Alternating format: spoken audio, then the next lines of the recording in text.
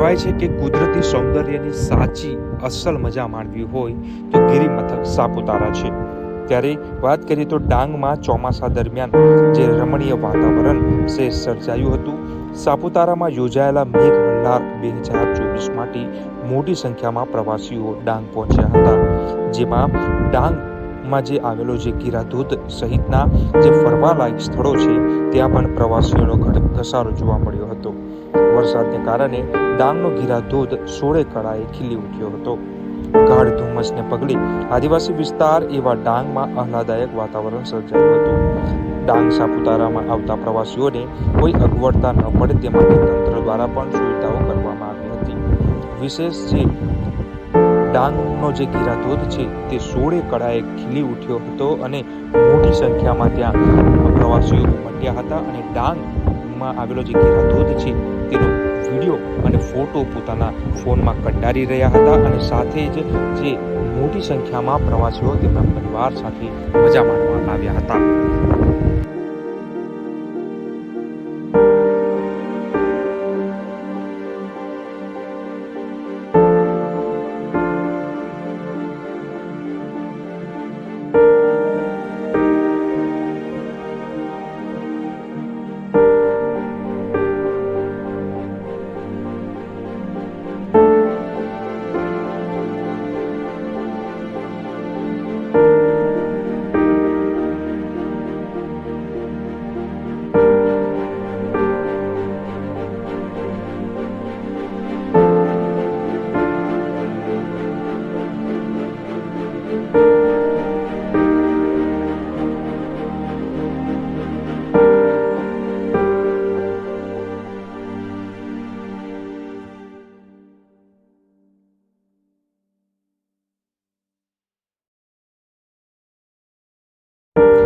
વરસાદનો જે માહોલ જામ્યો છે ત્યારે ગિરિમથક સાપુતારામાં આહલાદાયક વાતાવરણમાં જે વરસાદ પડ્યો છે ધોધમાર, જેને લઈને સમગ્ર વાતાવરણ ખીલી ઉઠ્યું છે।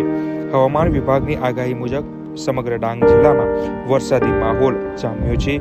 મેઘરાજાએ ધમાકેદાર બેટિંગની શરૂઆત કરી છે તો ક્યાંક ધીમે ધારે તો ક્યાંક ધોધમાર વરસાદ જોવા મળી રહ્યો છે। ત્યારે આ માહોલમાં ગિરિમથક સાપુતારાનું વાતાવરણ જે આહલાદાયક બન્યું છે।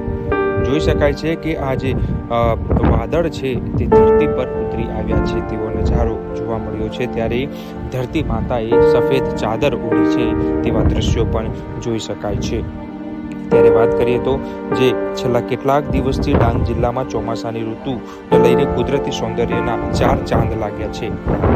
ત્યારે વરસતા વરસાદને પગલે ઘાટમાર્ગ ઉપર વાદળછાયું વાતાવરણ રહેતા ઝીરો વિઝિબિલિટીનો માહોલ રહ્યો હતો, જેના પગલે વાહન ચાલકોને પણ મુશ્કેલી જણાઈ હતી। જોકે આજે પડેલા વરસાદને પગલે એક સમય જે તમામ વિસ્તારોમાં